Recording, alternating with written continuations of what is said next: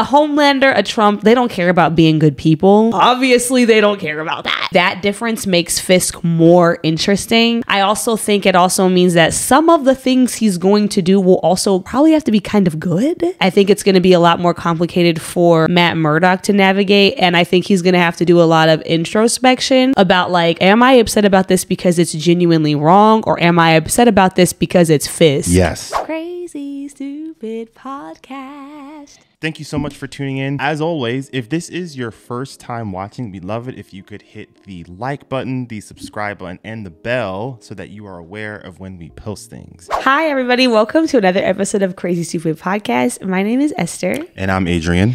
And today we're here to talk about Daredevil Born Again. I should probably make this known. There are spoilers in Oh, here. yeah. Spoilers Sorry. for Daredevil. If you're new here and you don't know, yeah. So we've watched it twice. I enjoyed it both times. Watching it the second time helped me out quite a bit, personally. Same.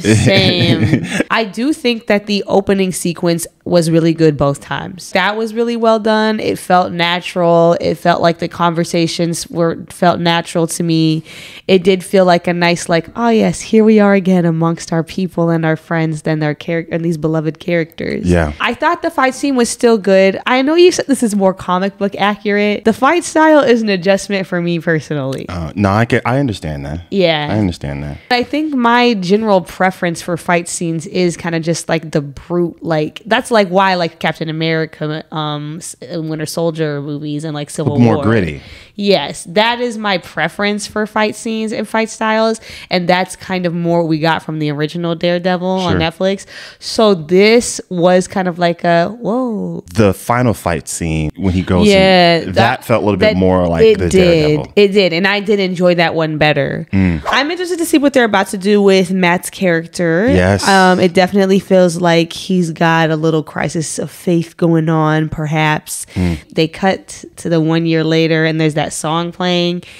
And the lyric that's playing says, I don't believe in an interventionist God. Oh. And it's like that lyric plays while you're like looking at himself. It's like a reflection in the window. And also that they kind of hinted at it a little bit, I feel like, in the second episode when he was following the guy and he went to the church and he like was waiting outside the church, but we haven't seen him go into a church. And that's weird because you're a church man. I also think though, like that phrase, I don't believe in an interventionist God, I think it also refers to Matt himself, because we see in these episodes how he no longer feels the need or the responsibility to intervene on behalf of other people. There's a couple of times where we hear him hear somebody asking for help or somebody in distress, and he just kind of keeps it pushing. It's like, not my problem. Yeah. I think that losing Foggy caused him to lose faith in everything that he believed in and in his view of the world. Yes. And he's questioning everything and questioning his identity.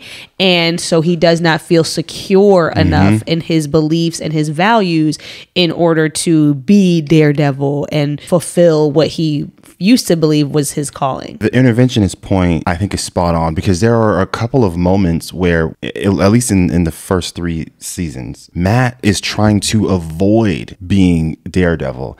And there's these moments that feel like revelations, that feel like God's calling on him to go back and put on that mask. There's an existential maybe identity crisis coming on, but I also feel like maybe he's pulling a Jonah and he's trying to run away from it a little bit, you know? I don't know who his moral compass is going to be anymore. You mentioned Foggy, but the Catholic priest isn't there either. Who's going to reel Daredevil back in when he's maybe going a little bit too close to the edge? And I wouldn't be surprised if a plot point for Wilson Fisk is at some point he loses Vanessa and that spirals him down, which would make it that Clash come back again. Maybe it'll be Spider-Man. Maybe his new I would hope so. There is a rumor that Tom Holland might show up at some point.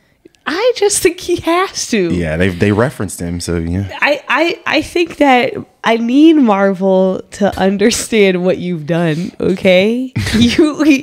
You decided all of your stuff was going to be connected. You cannot keep making these TV shows and acting like all the other people don't exist, okay? We've got to, I'm sorry. Bruh. Not in this close proximity. They are in the same city. Man, that was my issue with Secret Invasion. Yo, where is Bucky? Where's Hawkeye? Where's everyone? Sam? No one? That was an existential threat. We got aliens invading on a mass scale, pretending to be our elected officials. I was so annoyed. Yeah, so I just think he has to show up. Sorry. Spider-Man? Yeah, Spider-Man has to show up. It literally doesn't make sense because we are in the same exact city and Wilson Fisk is the mayor of said city and he is putting out a targeted attack against vigilantes. Yeah. It makes no sense if he does not show up. Well, they referenced him. Yeah, I know they've referenced him, but sometimes they like to reference them and that's the cop out. They just reference them. I am also wondering, even if he doesn't show up in the TV show, he might be in the Spider-Man movie. Like Daredevil might show up again, make it. because he's already done it in No Way Home. Yeah, no, I'm sure that will happen. I'm talking specifically about the TV shows though. I feel like they try to do this thing where they're like, well, it's a TV show and maybe they can't maybe the budget is smaller. They don't have the means to have all of these big name expensive people show up for things. I get the limitations, but I feel like if you're going to do the TV shows and you're going to do all of this interconnectedness with everything, you got to be consistent with it. I'd agree. I'm sensing the Trump analogy that they're doing. Oh yeah. However, I do think that there's key differences between Fisk and real life Donald Trump that I think will make it a little bit more interesting. Because I was kind of trying to think through okay, why is Fisk running for mayor?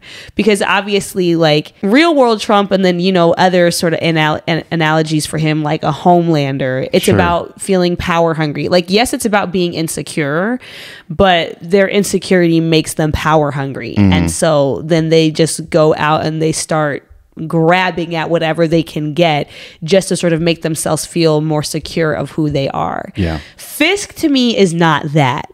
He is very different. I think he definitely has insecurities, but I think he has a lot more self-awareness about his insecurities than like a Homelander. And I think really what drives him is he has a desire to prove himself to be a good person. A Homelander, a Trump, they don't care about being good people. That's obvious. Obviously, they don't care about that. Yeah. They are just about proving themselves to be powerful and being able to overpower people that are threats to them in some way. Yeah.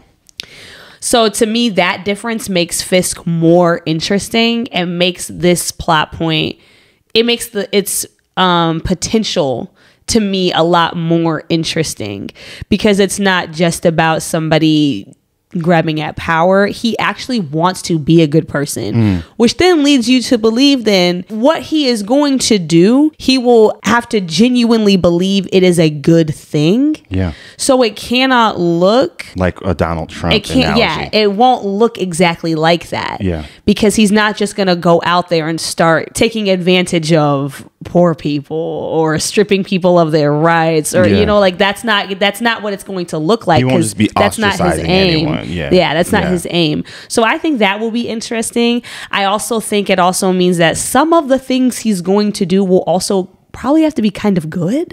Well, I mean, yeah. He already filled the So it makes it a lot more complicated. I think it's going to be a lot more complicated for Matt Murdock to navigate. And I think he's going to have to do a lot of introspection about okay, am I upset about this because it's genuinely wrong? Or am I upset about this because it's Fisk? Yes. I think the idea of Fisk wanting to prove that he's a good person, obviously in comparison to Daredevil, that's been a theme that he's had since the beginning of the show. In season 1, when he loses, he gives the speech of a good Samaritan, the story in the Bible. And he realizes where he thought that he was the good Samaritan. That's what he genuinely believed that. There's a line in this episode where he's talking to Matt where he says, I followed a road less traveled. I was like, why does that sound so familiar? And it's like a similar wording to how he was retelling the Good Samaritan story. Okay. Which I feel like this time around, now he genuinely feels like he's being a good Samaritan. He's given the, business hopefully away to Vanessa, where now he's genuinely trying to be a civil servant. Now, Is he like squeaky clean? That's, TBD. But he's at least convinced himself that and enough people to win. Yes. That right. The second thing, the idea of Daredevil wrestling with the notion of, am I mad that it's a bad person? Am I just mad that Fisk is doing something that I can't do? That is something that he was wrestling with in the original show also. Like in season 3. Obviously when Fisk had ulterior motives, but he was still putting away a lot. He was dismantling a lot of crime lords and crime businesses happening in Hell's Kitchen. Would that have ultimately resulted in him monopolizing on the crime in the area? Yes, possibly. But throughout that process, he's making the FBI's work a lot easier. He's making the district attorneys work a lot easier. And when Matt is having visions and he's hearing sort of Wilson Fisk in his ear, that is one of the things that Fisk brings up, which obviously that's Matt really saying it to himself. So I think both of those things track. And honestly, that was kind of one of the things that I noticed in the original show, where Matt drew a line between who's able to do these things and who's not, based off of his own religious beliefs, his own core beliefs. There are moments when Punisher challenges on some of those things. Matt responds, but I think it's the first time where he's questioned the code that he's established. And it's like, well, maybe I'm not the ultimate standard of how it's supposed to be when it comes to solving crime. Maybe that's just like a little bit of arrogance that he might have in comparison to some of the other people. So I'm curious to know how he handles that. I think what also is going to be interesting, seeing the dynamic between these two characters that kind of they sort of hinted at in that diner conversation. I had like a couple lines from that too. I think they're in two very different places in terms of healing. Where we're picking up from with Fisk's character is that presumably it seemed, I don't know what happened with him that has him so traumatized. It has to do with Echo. Yes. Okay. Yeah. Do you want me to just quickly explain that? Yes. So Echo has some powers. To briefly, she has a lot of powers, but one of the things is revisiting the past. So there's a moment where she tries to do that with Fisk so that he can heal from his traumatic past, because he's the one that unalives his father. And so she takes him back to the moment where it kind of happens, and he doesn't want to do it. He refuses. So despite the fact that he doesn't heal, it jolts something in him 1000%. And this is not me saying it. This is Vincent D'Onofrio saying it in an IGN interview that I was listening to earlier today, where he sort of confirms something altered in Fisk once he came in contact with Echo. And then on his way back to New York, he sees it on the TV about there's an opening in New York running for mayor. And that's where the idea kind of sparks from. See, I thought the trauma, and maybe that is still true, the trauma that he keeps alluding to is like the trauma from the physical assault of her, like turning on him and shooting him in the face. There might be some of that, yeah. And like that seems to kind of be part of what's driving him to be like, we got to get these people out of here. No more vigilantes. But it seems like where we're picking up from with him is that he took some time away and has done a lot of processing. Now, whether he's fully worked through everything, I don't know. But he's clearly done a lot of processing, because you can kind of see it in the conversation that him and Matt have in the diner, where Matt is clearly at a place where there's things that he has not processed, like the fact that he tried to unalive Poindexter after the thing with Foggy, because Fisk brings those up very candidly. Yeah. And you can see Fisk has worked through some things. Like one of the things that he says is it's hard to come to terms with a violent nature, hating the power it has over us. It seems like some of the things that he's saying show that he's done some work to come to terms with the fact that like I've done very bad things and I don't like those things about myself, but I can work to change them. He's faced them in some way. Maybe the thing with Echo helped. I don't know. Whereas Matt's not there. Matt is still sort of in a phase of, not even sort of, he's in a phase of avoidance for the most part.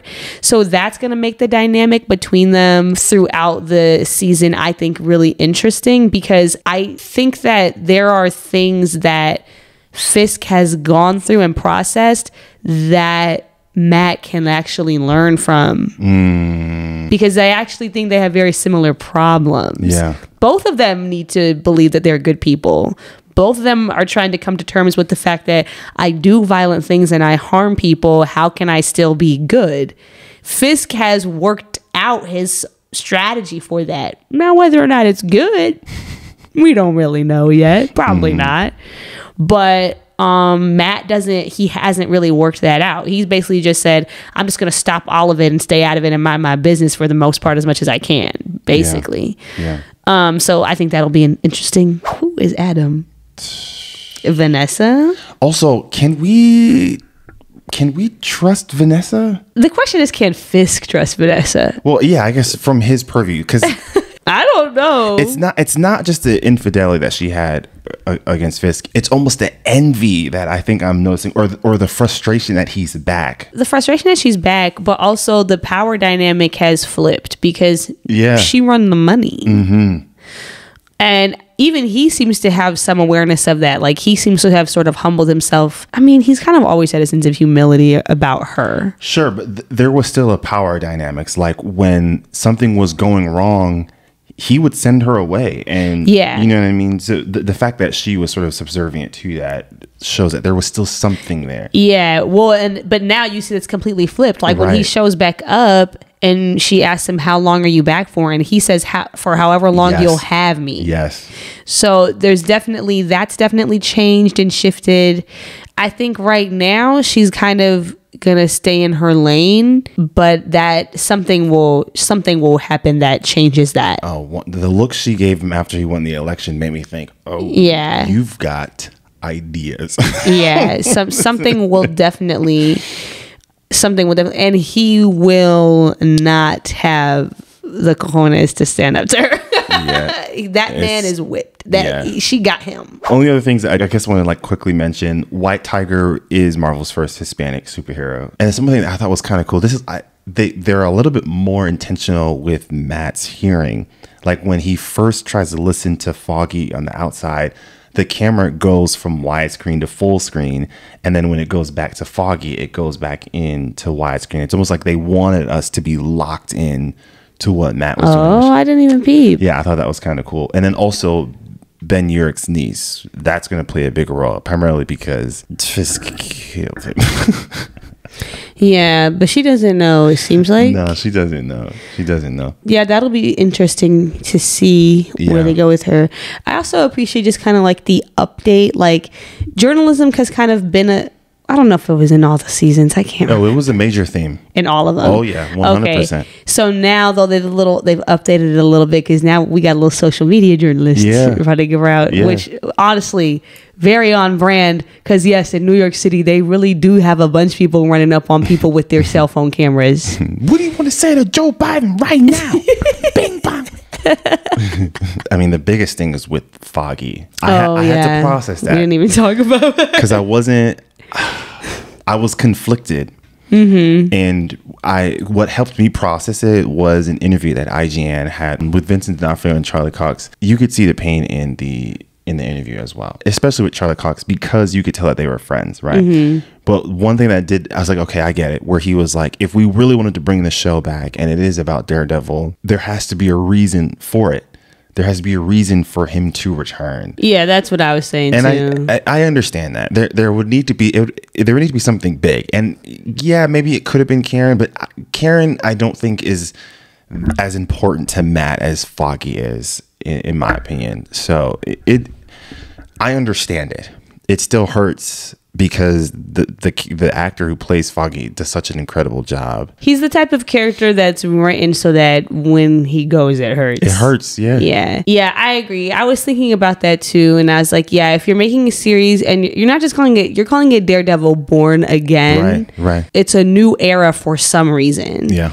And it's been so many years since the original. You can't just pick up right where you left off and just have it just be a continuation of everything as it was. Mm-hmm. Yeah, you have to introduce that this is new. This is a new thing. We're in a different era for this character. Yeah. Something has to differentiate between the two. So yeah, somebody had to go. I do have one little thing that I feel like they're gonna, maybe not directly, but maybe kind of indirectly, it'll play a role in the story, but there was a lot of talk indirectly about gentrification that I found interesting. They talked about, you know, all these businesses that used to be there but are not, and one of them is becoming a soul cycle. There's a lot of, I also think even just the fact that they're no longer focusing so heavily on Hell's Kitchen, and instead they're focusing on the city writ large, which is something that honestly they had to do, because apparently Hell's Kitchen currently is like a 4-block radius, probably due to gentrification. And then in the conversation that he has with the girl that he met at the coffee spot that I'm sure will be replaced by Karen at some point, they're swapping their backstories, and he says he's from Hell's Kitchen, and she's like, oh, so you're a tough guy, and he's like, have you been to the kitchen recently? And then the same thing happens about Queens. So I appreciate that they're acknowledging the changes that are happening in that city, because it's sad. It's sad, and it's not just there, obviously, like, you know, we're in DC. So I'll be interested to see how that plays into the conversation, because it can directly tie to what Fisk is trying to do. Because with gentrification, when you're in the process of gentrifying a city and you have lots of people from out of the city not understanding the culture and the norms of that city coming in, the complaints about crime and the complaints about, you know, disturbances and all of that, they become a big thing, and then they become a driving factor for further gentrification. So if Fisk is going to try to make this claim about vigilantes and crime and all of that, I can see how gentrification and this new population of people who are more affluent coming from outside of the city could play a hand in that. So I'm just interested to see where they go with that.